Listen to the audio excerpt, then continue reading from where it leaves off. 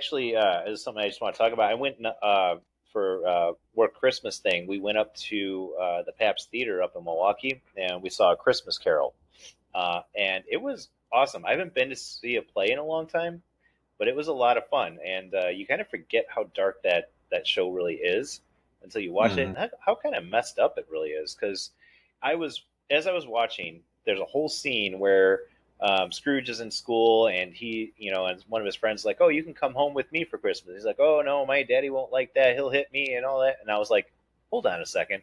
I was like, "So these ghosts are targeting somebody who was like a victim of child abuse?" And I was like, "There's much worse people in the world that could probably benefit from this Christmas shit."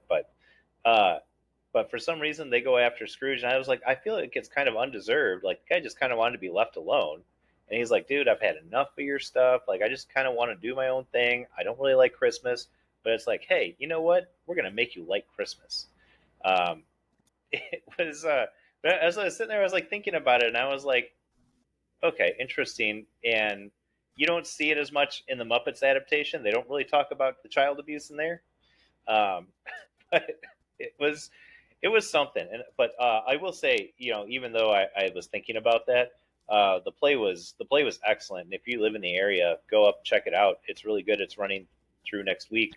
But really, really good show, and it was a lot of fun. So, Well, how's that unlike that movie Trick or Treat? oh, Remember in Trick or Treat, the show where he didn't follow the rules of Halloween? yeah, Yeah, is it so? Isn't like Scrooge kind of a horror movie or horror story, and the ghosts kind of go after him, except like less murder. I mean, yeah, it's kind of the same thing. It's just ghosts kind of like, hey, if you don't follow the rules of Christmas, you're gonna die. And second, I never really felt like it was, hey, celebrate Christmas the way we want you to celebrate Christmas. I always felt like it was more, you can help people. People don't have to grow up like you grew up. You can help people. You don't have to be a Scrooge. yeah. Well, and that is like kind of the central theme of it. It's just like But isn't that the he spirit of uses Christmas? Yeah. Well, so like it was something when you're watching it, I was watching the play, and they were encouraging him to use his money to do that, and it's like, he's trying to save up. Like, who knows? Like, we don't know the epilogue, which by the way is going to be a great episode someday when we do it. Epilogues we didn't get of our favorite movies. Um, but like you don't see the epilogue. You don't know what happens after. So this takes place in the 1840s. That's when it was written, at least. But like you don't know what happens afterwards. Like, was there maybe a recession and all of a sudden he was destitute and became homeless? We don't know. Like, it didn't seem like he was making enough money where he was comfortable to hand it out. Like he had some money, and they were just like, "Oh, you're just not giving enough money to other people." I mean, it's kind of a socialist message when you really look at it. And the spirit of Christmas is supposed to be giving. That's what they're saying. Yeah, And also, don't staple antlers onto a mouse. yeah. Don't do that. Don't do that. We learned that one from Scrooged. Mm-hmm. I like that movie. I haven't watched it this season yet. We did talk about it in the last podcast though, and we didn't spend a lot of time on it because we were running a little long. But that is probably the best And Christmas Carol adaptation. there's so many versions of Scrooge, not virgins. I don't know what was Scrooge a virgin. I don't know, but he didn't have any children, so Yeah, maybe that's why he was cranky because he was a virgin. he wasn't Um, getting any. Bill Murray wasn't though, No, um, but there are so many versions of Scrooge. Like they have to do it so many different ways. It's like, but it's a timeless classic. Like it never gets old. Doesn't matter how many different ways you tell it. no. They do they did it with Mickey Mouse. Uh-huh. They did it with the Muppets, which is the best version of that Why in hasn't Why reality. hasn't SpongeBob done it I think it's off the air. with the Krabby Patty? Yeah, I mean that would probably be a good one. Probably be good. But they've done so many versions, and I love the Muppets version because Michael Caine Oh, it's so played it. good. Michael Yeah, Caine is so good in that. well, he is because he played it as if he wasn't talking to Muppets. He played it as if he was talking to He people. did. He was a freaking actor. Like Uh that. huh. You are so right. Like he was an actor in. I think we talked about that last year too. Like outside the We did. podcast, I think Yeah. messaging back and forth. I think I messaged you guys. I was like, dude, he like owned that shit. When I read Yep. things about how he was going into it, not thinking of it as a Muppets movie, and he was like, "I'm going to do this like it's a Broadway play," and it was the silliness of the Muppets mixed with the seriousness of Michael Caine that made that movie so iconic. And That's that's why that movie's so good.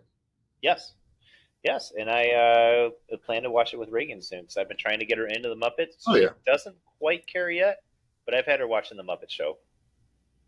yeah. I'd say that's probably my favorite version. I mean, like, but like, I could watch it like 9 different ways.